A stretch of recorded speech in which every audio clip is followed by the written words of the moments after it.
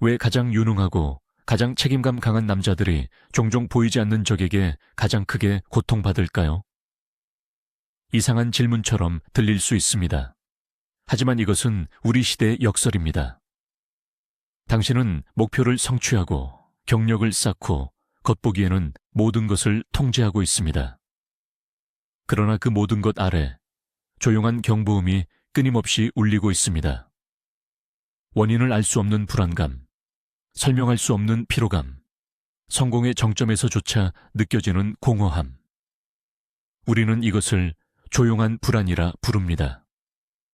이것은 당신도 모르게 당신의 잠재력을 갉아먹고 당신의 결단력을 흐리게 만드는 내부의 파괴자입니다. 대부분의 사람들은 이것을 현대인의 숙명이라 여기며 체념합니다. 하지만 소수의 사람들은, 상위 1%의 남자들은 이것이 숙명이 아니라 훈련되지 않은 정신의 결과임을 압니다. 그리고 그들은 이것을 지배하는 방법을 알고 있습니다. 이 영상에서 우리는 그 비밀을 파헤칠 것입니다. 당신이 지금껏 느껴왔지만 차마 입 밖으로 꺼내지 못했던 그 감정의 정체는 무엇이었는지 아래 댓글로 남겨주십시오. 당신은 혼자가 아닙니다. 우리가 이야기할 조용한 불안은 임상적인 불안 장애와는 다릅니다. 이것은 더 교활하고 더 깊숙이 스며들어 있습니다. 이것은 끊임없는 비교 문화, 소셜미디어의 완벽한 삶, 24시간 연결된 디지털 사회가 만들어낸 현대 남성의 그림자입니다. 우리는 강해야 한다고, 감정을 드러내서는 안 된다고, 모든 문제를 스스로 해결해야 한다고 배웠습니다. 그 결과 우리는 내면의 압력을 배출할 방법을 잃어버렸습니다. 그 압력은 사라지지 않고 조용한 불안이라는 형태로 변형되어 우리 안에 축적됩니다. 마치 엔진오일 경고등처럼 당신의 정신이 과부하 상태임을 알리는 신호입니다. 하지만 대부분은 이 경고등을 무시하거나 술이나 무의미한 쾌락으로 덮어버리려 합니다. 이것은 근본적인 해결책이 될 수 없습니다. 오히려 엔진을 완전히 망가뜨리는 지름길일 뿐입니다. 오늘 우리는 고대의 지혜를 통해 이 경고등의 근본 원인을 진단하고 당신의 정신이라는 엔진을 최상의 상태로 복원하는 방법을 이야기할 것입니다. 이것은 철학 강의가 아닙니다. 이것은 당신의 삶을 되찾기 위한 실용적인 전략 설명입니다. 첫 번째 원칙, 통제할 수 있는 것과 없는 것을 구분하라. 이것은 스토아 철학의 알파이자 오메가이며 조용한 불안을 해체하는 가장 강력한 첫걸음입니다. 불안의 대부분은 우리가 통제할 수 없는 것들을 통제하려 할 때 발생합니다. 타인의 평가, 경제 상황, 미래의 불확실성, 심지어 교통체증까지. 당신의 정신 에너지는 한정된 자원입니다. 그런데 당신은 그 귀중한 자원을 당신의 영향력 밖에 있는 문제들에 쏟아붓고 있습니다. 이것은 마치 바람의 방향을 바꾸기 위해 소리를 지르는 것과 같습니다. 어리석고 소모적이며 아무런 결과도 낳지 못합니다. 상위 1%의 남자들은 이 사실을 본능적으로 이해합니다. 그들은 자신의 에너지를 오직 한 곳, 즉 자신이 통제할 수 있는 영역에만 집중합니다. 그것은 바로 자신의 생각, 자신의 판단, 자신의 행동입니다. 외부 사건은 그 자체로 좋거나 나쁘지 않습니다. 그것은 단지 사건일 뿐입니다. 그것에 의미를 부여하고 불안의 재료로 삼는 것은 바로 당신의 판단입니다. 이 간단하지만 심오한 구분을 이해하는 순간 당신은 불안의 90%로부터 자유로워질 것입니다. 이제 당신의 마음을 하나의 정원으로 상상해 보십시오. 조용한 불안은 그 정원에 무성하게 자라나는 잡초와 같습니다. 대부분의 사람들은 잡초를 뽑는 데에만 집중합니다. 불안한 생각이 떠오를 때마다 그것을 억지로 누르거나 다른 생각으로 덮으려고 애씁니다. 하지만 잡초는 계속해서 자라납니다. 왜일까요? 땅의 성질, 즉 당신의 인식 체계를 바꾸지 않았기 때문입니다. 스토아 철학은 잡초를 뽑는 기술이 아니라 잡초가 자라기 힘든 토양을 만드는 기술입니다. 두 번째 핵심 전략, 당신의 인식을 재구성하는 것입니다. 외부에서 일어나는 사건은 당신의 정원에 내리는 비와 같습니다. 당신은 비를 막을 수 없습니다. 하지만 그 비를 식물이 자라는 영양분으로 만들지, 아니면 모든 것을 썩게 만드는 홍수로 만들지는 당신의 정원, 즉 당신의 마음이 어떻게 설계되었느냐에 달려 있습니다. 예를 들어 예상치 못한 프로젝트의 실패는 나는 실패자다라는 파괴적인 인식으로 이어질 수도 있고, 이것은 나의 약점을 보완할 귀중한 데이터다라는 건설적인 인식으로 이어질 수도 있습니다. 사건은 동일하지만 그 결과는 하늘과 땅 차이입니다. 강한 남자는 사건을 바꾸려 하지 않습니다. 그는 사건에 대한 자신의 해석을 바꿉니다. 이것이 바로 정신적 연금술입니다. 세 번째, 최악을 상상하는 훈련. 프레메디타치오 말로룸, 피리 메디타치오 말로룸입니다. 많은 사람들이 이것을 비관주의라고 오해합니다. 하지만 이것은 불안을 없애는 가장 효과적인 예방주사입니다. 조용한 불안의 특징 중 하나는 막연함입니다. 뭔가 잘못될 것 같아라는 뿌연 안개 같은 두려움이 당신을 잠식합니다. 이 훈련은 그 안개에 명확한 형태를 부여하는 작업입니다. 당신이 가장 두려워하는 것은 무엇입니까? 직장을 잃는 것, 관계가 끝나는 것, 공개적인 망신을 당하는 것. 그것을 구체적으로 생생하게 상상해 보십시오. 그리고 자문해 보십시오. 그 일이 실제로 일어난다면 나는 어떻게 대응할 것인가? 처음에는 불편할 수 있습니다. 하지만 이 과정을 통해 당신은 두 가지 중요한 사실을 깨닫게 됩니다. 첫째, 당신이 상상하는 최악의 시나리오는 생각보다 그렇게 끔찍하지 않다는 것. 둘째, 당신은 그 상황을 해결할 수 있는 충분한 내적 자원과 회복 탄력성을 가지고 있다는 것. 이 훈련은 당신을 두려움에 무감각하게 만드는 것이 아닙니다. 오히려 당신이 어떤 상황에도 대처할 수 있다는 강력한 자신감을 심어줍니다. 막연한 두려움은 힘이 세지만 정체를 드러낸 두려움은 통제 가능한 문제로 변합니다. 네 번째 원칙은 운명을 사랑하라는 것, 아모르 파티, 에이몰 파티입니다. 이것은 단순히 어려운 상황을 참고 견디라는 수동적인 체념이 아닙니다. 이것은 당신의 삶에 일어나는 모든 일, 심지어 고통스럽고 부당해 보이는 일까지도 적극적으로 긍정하고 그것을 당신의 성장과 발전의 필수적인 요소로 받아들이는 가장 높은 수준의 정신 상태입니다. 당신의 과거, 당신의 실수, 당신이 겪었던 시련들, 그것들은 당신을 파괴하기 위해 존재했던 것이 아닙니다. 그것들은 지금의 당신을 만들기 위한 조각들이었습니다. 조용한 불안은 종종 왜 내게 이런 일이 일어났을까? 상황이 달랐더라면 좋았을 텐데와 같은 저항감에서 비롯됩니다.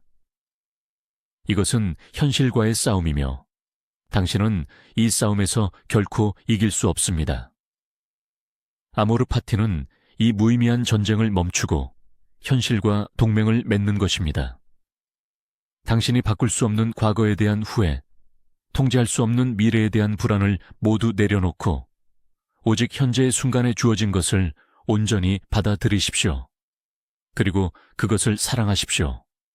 당신의 약점까지도, 당신의 실패까지도.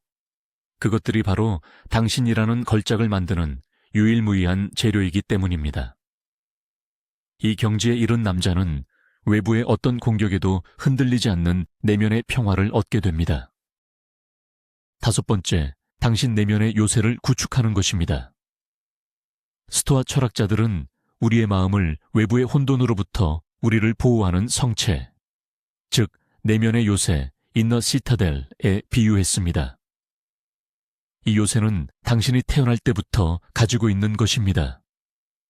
하지만 대부분의 사람들은 이 요새가 존재한다는 사실조차 모르거나 어떻게 사용하는지 모른 채 살아갑니다. 조용한 불안은 이 요새의 성벽이 허물어졌다는 신호입니다. 외부의 사소한 자극, 타인의 무심한 말 한마디, 예상치 못한 작은 문제가 당신의 내면을 너무나도 쉽게 침범하고 있습니다. 요새를 재건하는 작업은 하루아침에 이루어지지 않습니다. 그것은 의식적인 훈련을 통해 가능합니다. 매일 아침 당신이 마주할 수 있는 어려움을 예상하고 그것에 어떻게 평정심을 유지하며 대응할지 마음속으로 그려보십시오. 하루를 마감할 때에는 당신의 감정을 흔들었던 사건들을 복기하며 당신의 반응이 스토아적 원칙에 부합했는지 점검하십시오. 이것은 당신의 판단력과 감정 통제력을 단련하는 정신적인 웨이트 트레이닝과 같습니다. 꾸준히 반복하면 당신의 내면의 요새는 그 어떤 외부의 공격에도 함락되지 않는 난공불락의 요새가 될 것입니다. 당신의 평온은 더 이상 외부 상황에 의존하지 않게 됩니다. 6번째 전략은 자기 단련, 즉 아스케시스의 실천입니다. 현대사회는 우리에게 끊임없이 편안함을 추구하라고 속삭입니다. 더 쉬운 방법, 더 빠른 길, 더 즉각적인 만족. 하지만 이러한 편안함의 추구는 역설적으로 우리의 정신을 나약하게 만들고 조용한 불안이 자라기 좋은 환경을 제공합니다. 편안함에 익숙해진 정신은 작은 불편함이나 어려움에도 쉽게 무너집니다. 스토아적 자기 단련은 의도적으로 자신을 불편함에 노출시키는 훈련입니다.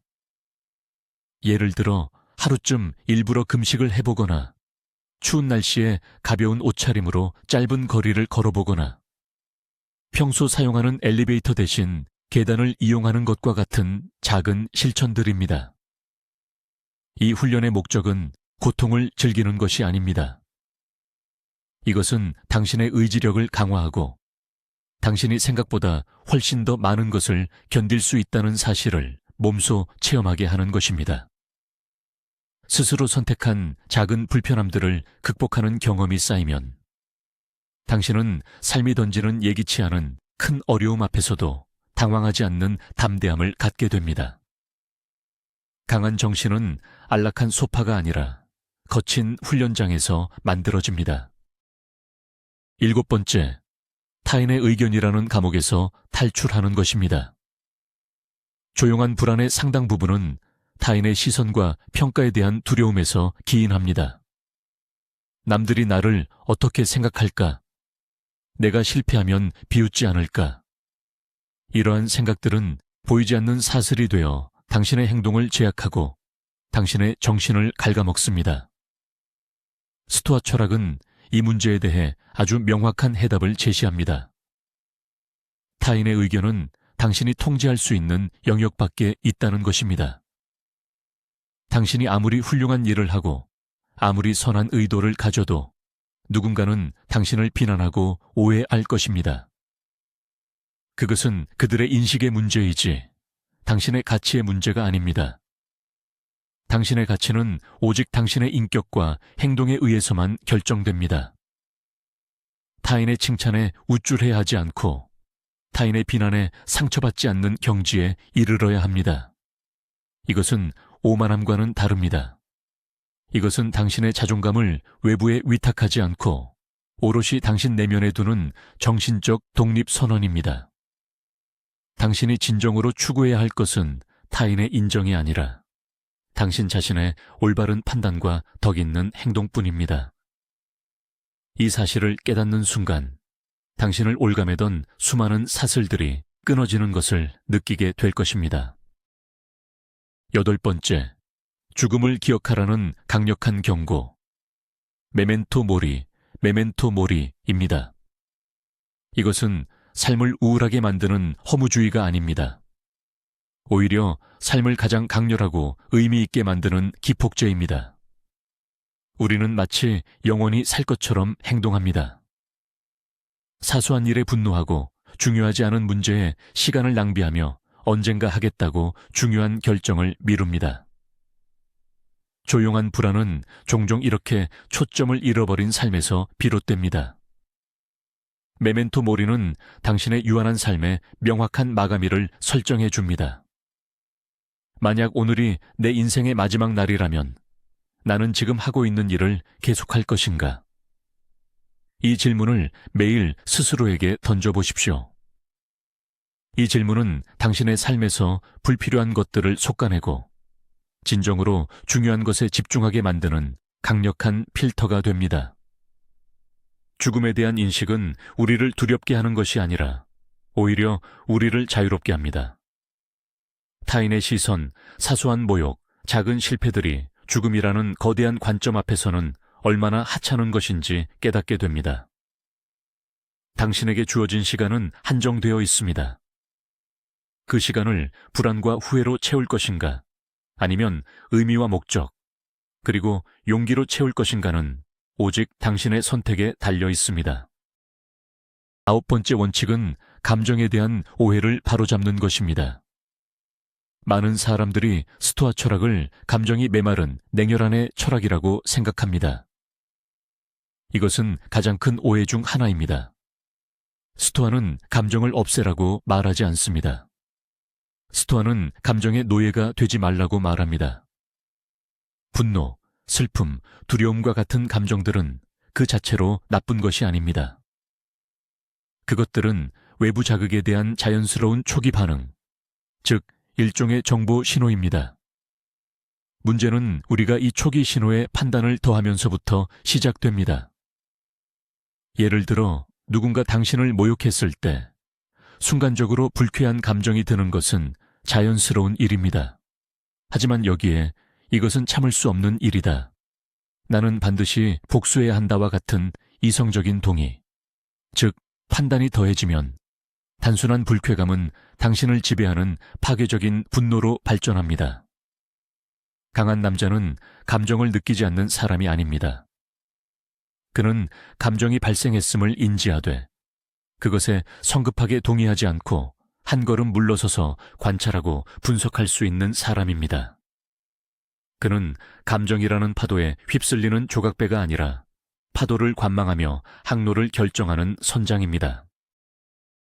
10번째, 당신의 언어를 통제하는 것입니다. 우리가 사용하는 말은 단순히 생각을 표현하는 도구가 아닙니다. 그것은 우리의 현실을 규정하고 창조하는 강력한 힘을 가지고 있습니다. 조용한 불안에 시달리는 사람들은 종종 파괴적이고 과장된 언어를 사용하는 경향이 있습니다. 작은 실수를 끔찍한 재앙이라고 부르고 약간의 불편함을 견딜 수 없는 고통이라고 표현합니다. 이러한 언어 습관은 현실을 왜곡하고 부정적인 감정을 증폭시킵니다.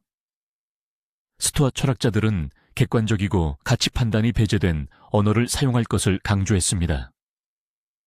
예를 들어 나는 발표를 망쳐서 완전히 끝장났어 라고 말하는 대신 나는 발표에서 몇 가지 실수를 했고 그 결과 약간의 당혹감을 느꼈다 라고 말하는 것입니다. 전자는 당신을 절망의 구렁텅이로 몰아넣지만 후자는 문제를 해결 가능한 과제로 만듭니다. 당신의 입에서 나오는 말을 의식적으로 관찰하고 통제하십시오. 재앙, 끔찍한, 최악의, 불가능한과 같은 극단적인 단어들을 당신의 사전에서 지워버리십시오. 당신의 언어가 평온해지면 당신의 마음도 평온해질 것입니다. 당신의 말은 당신의 정신세계를 구축하는 벽돌과 같습니다. 신중하게 고르십시오. 11번째, 목표와 결과를 분리하는 지혜입니다. 우리는 결과 중심적인 사회에 살고 있습니다. 성공, 승진, 부의 축적 등 모든 것이 결과로 평가됩니다. 이러한 환경은 조용한 불안을 키우는 비옥한 토양이 됩니다. 왜냐하면 결과는 우리가 완전히 통제할 수 없는 영역이기 때문입니다. 당신이 아무리 열심히 노력해도 시장 상황, 경쟁자의 움직임, 단순한 운과 같은 외부 변수들이 결과에 영향을 미칩니다. 결과에 집착하는 것은 당신의 행복과 평온을 당신의 통제 밖에 있는 변덕스러운 운명에 맡기는 것과 같습니다. 스토아 철학은 우리에게 결과가 아닌 과정에 집중하라고 조언합니다. 당신의 목표는 승리하는 것이 되어서는 안 됩니다. 당신의 목표는 승리하기 위해 당신이 할 수 있는 최선을 다하는 것이 되어야 합니다. 전자는 당신의 통제 밖에 있지만 후자는 온전히 당신의 통제 안에 있습니다. 이 미묘하지만 결정적인 관점의 전환은 당신을 결과에 대한 불안으로부터 해방시킵니다. 최선을 다했다면 그 결과가 설령 실패일지라도 당신은 평온할 수 있습니다. 당신은 당신이 통제할 수 있는 유일한 것, 즉 당신의 노력과 의도를 완벽하게 수행했기 때문입니다. 진정한 승리는 외부의 트로피가 아니라 내면의 기준을 충족시키는 데서 오는 만족감입니다. 12번째, 공동체와 올바른 관계를 맺는 것입니다. 스토아 철학은 종종 개인의 내면 수양만을 강조하는 이기적인 철학으로 오해받기도 합니다. 하지만 이것은 진실과 거리가 멉니다. 스토아 철학자들은 인간을 사회적 동물로 보았으며 공동체에 기여하는 것을 최고의 덕목 중 하나로 여겼습니다. 조용한 불안은 종종 고립감과 단절감에서 비롯됩니다. 우리는 거대한 세상 속에서 혼자 싸우고 있다고 느낍니다. 스토아적 관점에서 타인은 당신의 평정심을 방해하는 장애물이 아니라 당신이 덕을 실천하고 성장할 수 있는 기회의 장입니다. 동료의 실수는 당신이 인내심을 발휘할 기회입니다. 부당한 비판은 당신이 관대함을 연습할 기회입니다. 어려운 사람을 돕는 것은 당신의 이타심을 증명할 기회입니다. 중요한 것은 타인의 행동에 감정적으로 반응하는 것이 아니라 그 상황을 당신의 인격을 단련하는 훈련의 기회로 삼는 것입니다. 또한 당신의 성장을 도와줄 수 있는 현명한 사람들과의 관계를 소중히 하십시오. 당신의 멘토, 당신의 신뢰할 수 있는 친구들은 당신이 길을 잃었을 때 등대가 되어줄 수 있습니다.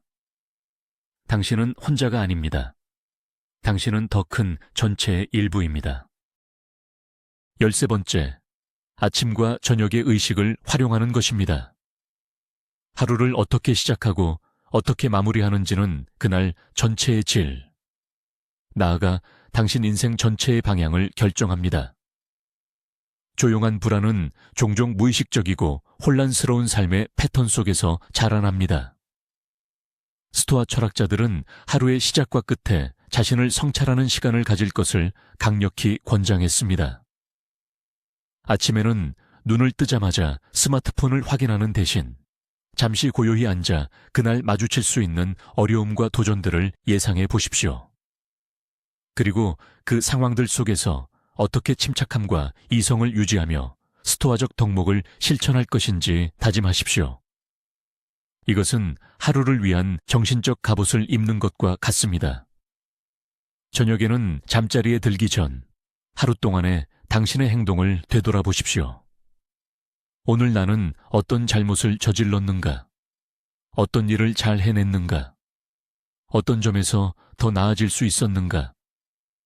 이것은 비난을 위한 시간이 아니라 성장을 위한 데이터 수집의 시간입니다. 이 간단한 아침과 저녁의 의식은 당신의 삶에 의식적인 통제력과 방향성을 부여하고 불안이 자리 잡을 틈을 없앨 것입니다. 14번째, 자연의 질서에 순응하는 법을 배우는 것입니다. 자연에 따라 사는 것은 스토아 철학의 핵심적인 구호 중 하나입니다. 이것은 문명을 버리고 숲으로 들어가라는 의미가 아닙니다. 이것은 우주와 삶의 본질적인 법칙, 즉 모든 것은 변하고 모든 것은 연결되어 있으며 우리가 모든 것을 통제할 수는 없다는 사실을 이해하고 받아들이라는 의미입니다. 조용한 불안은 이러한 자연의 흐름에 저항할 때 발생합니다. 우리는 늙지 않으려 하고 모든 것을 영원히 소유하려 하며 삶의 불확실성을 제거하려고 애씁니다. 이것은 강물을 거슬러 헤엄치려는 것과 같이 헛된 노력입니다. 자연의 질서를 이해하는 것은 우리가 삶이라는 거대한 강물 위에 작은 배와 같다는 것을 깨닫는 것입니다. 우리는 바람의 방향이나 물살의 세기를 바꿀 수 없습니다. 하지만 우리는 돛을 조종하고 키를 잡는 법을 배울 수 있습니다. 즉, 우리의 반응과 선택을 통제할 수 있습니다.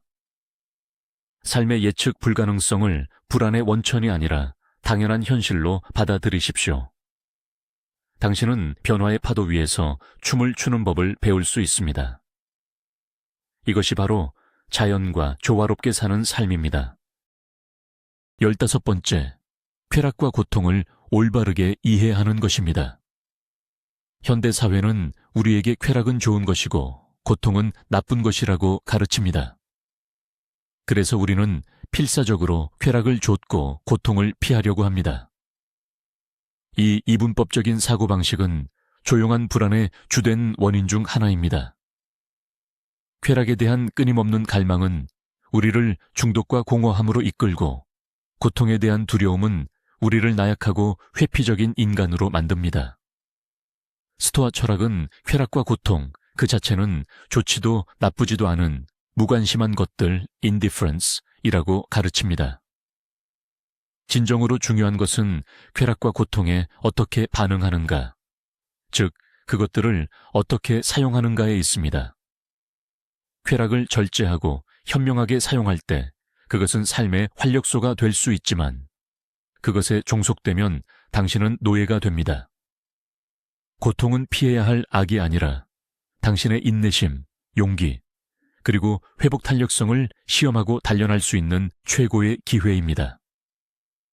당신의 목표는 쾌락을 극대화하고 고통을 최소화하는 것이 되어서는 안 됩니다. 당신의 목표는 어떤 상황에서도 쾌락 속에서도 고통 속에서도 평정심과 덕을 유지하는 것이 되어야 합니다. 이것이 진정한 자유입니다. 16번째, 관점의 전환, 즉 위에서 내려다보기 훈련입니다. 조용한 불안은 종종 우리의 시야가 지극히 좁아져 있을 때 발생합니다. 우리는 우리 자신의 문제, 우리 자신의 걱정에 함몰되어 그것이 세상의 전부인 것처럼 느낍니다. 스토아 철학자 마르쿠스 아우렐리우스는 이러한 편협한 시야에서 벗어나기 위해 우주적인 관점을 취하는 훈련을 즐겨 했습니다. 눈을 감고 당신 자신을 상상해 보십시오. 그리고 천천히 시점을 높여 당신이 있는 방, 당신이 있는 건물, 도시, 국가, 그리고 지구 전체를 내려다보는 상상을 해 보십시오. 더 나아가 태양계와 은하수, 그리고 광활한 우주 전체를 상상해 보십시오. 이 거대한 시공간 속에서 당신을 그토록 괴롭히던 문제들이 얼마나 작고 사소하게 느껴지는지 주목하십시오. 당신의 불안, 당신의 걱정은 실제하지만 그것이 당신 존재의 전부는 아닙니다. 이 훈련은 당신의 문제를 부정하거나 축소하는 것이 아닙니다. 오히려 그것을 올바른 관점 안에 배치함으로써 문제에 대한 감정적인 지배력을 되찾게 해주는 강력한 심리적 도구입니다. 당신은 드라마 속의 배우인 동시에 그 드라마를 관망하는 관객이 될 수 있습니다. 17번째, 단순함의 힘을 받아들이는 것입니다. 현대사회는 복잡성을 미덕으로 여기는 경향이 있습니다. 더 많은 소유물, 더 많은 정보, 더 많은 관계.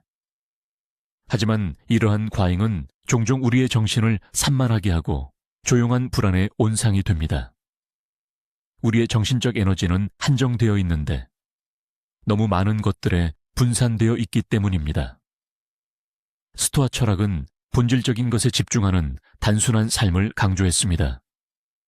이것은 물질적인 미니멀리즘만을 의미하는 것이 아닙니다. 이것은 정신적인 미니멀리즘입니다. 당신의 삶에서 진정으로 중요한 것은 무엇입니까? 몇 가지 핵심적인 가치, 몇 명의 소중한 사람들, 그리고 당신의 내면의 평화. 그 외의 것들은 대부분 소음일 뿐입니다. 당신의 시간을 빼앗고 당신의 정신을 어지럽히는 불필요한 약속, 무의미한 정보, 해로운 관계들을 의식적으로 솎아내십시오.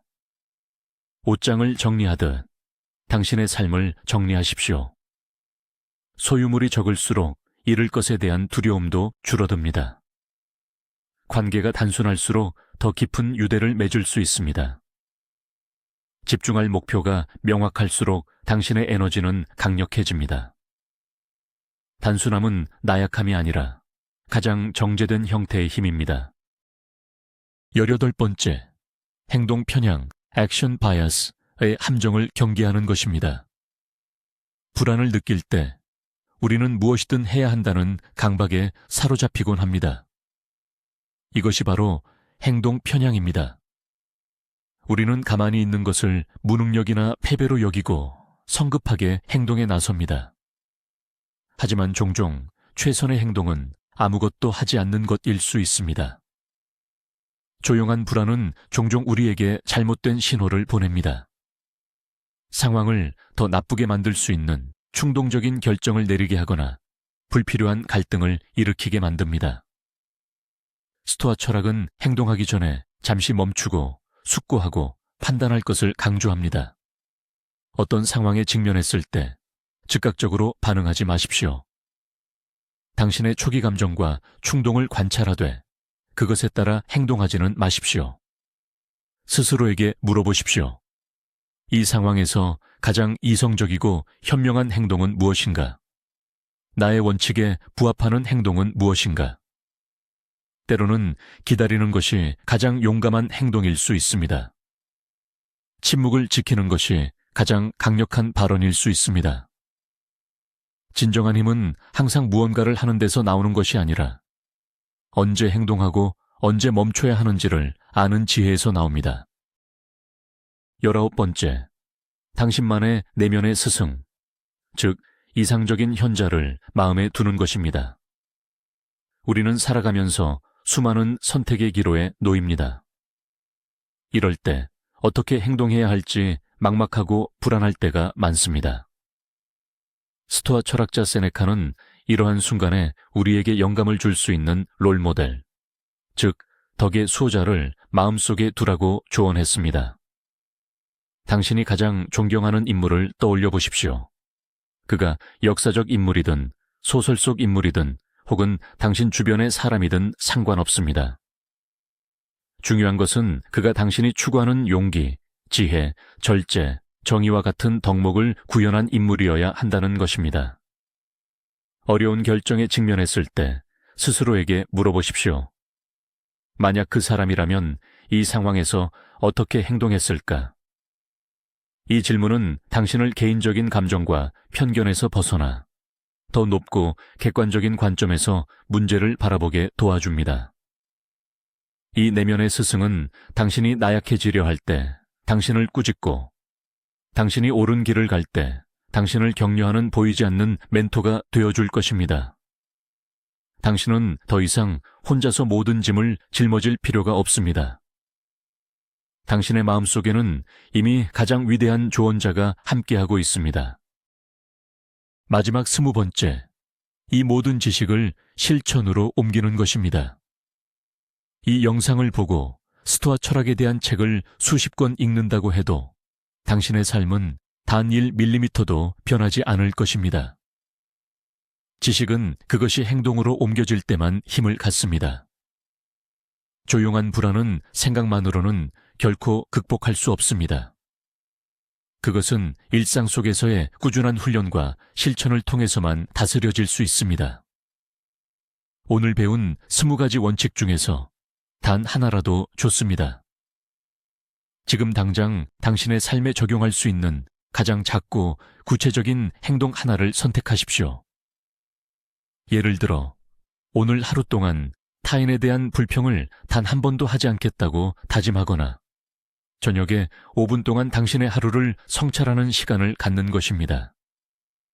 스토아 철학은 학문이 아니라 삶의 방식입니다. 그것은 체육관에서 근육을 키우는 것과 같습니다. 하루아침에 몸이 바뀌지 않지만 매일 꾸준히 운동하면 당신도 모르는 사이에 강인한 육체를 갖게 되는 것처럼 매일 스토아적 원칙을 실천하면 당신의 정신은 그 어떤 불안에도 흔들리지 않는 강철 같은 힘을 갖게 될 것입니다. 이론은 이제 충분합니다. 이제는 훈련할 시간입니다. 오늘 우리는 당신도 모르게 스스로를 파괴하던 조용한 불안의 실체를 파헤치고 그것을 지배하기 위한 20가지 강력한 스토아적 전략을 탐험했습니다. 이 모든 것을 관통하는 단 하나의 핵심 진실이 있습니다. 그것은 바로 당신의 내면 세계의 유일한 건축가는 바로 당신 자신이라는 것입니다. 세상은 당신에게 끊임없이 돌을 던질 것입니다. 하지만 그 돌로 당신을 가둘 감옥을 지을지 아니면 세상을 내려다볼 수 있는 성체를 지을지는 오직 당신의 선택에 달려 있습니다. 불안은 당신에게 일어나는 사건이 아니라 그 사건에 대한 당신의 반응입니다. 그리고 그 반응은 100% 당신의 통제에 있습니다. 이것이 스토아 철학이 우리에게 주는 가장 위대한 선물이자 가장 무거운 책임입니다. 당신은 더 이상 외부 세계의 피해자가 아닙니다. 당신은 당신 내면 우주의 주권자입니다. 이 영상을 통해 얻은 지혜가 당신의 삶에서 실질적인 힘으로 발현되기를 진심으로 바랍니다. 진정한 강함을 추구하는 소수의 여정에 동참해 주셔서 감사합니다. 채널을 구독하고 알림을 설정하여 내면의 힘을 키우는 여정을 계속 함께 하십시오. 오늘 배운 원칙 중 당신의 삶에 가장 먼저 적용하고 싶은 단 한 가지는 무엇입니까? 댓글에 선언함으로써 당신의 변화를 시작하십시오.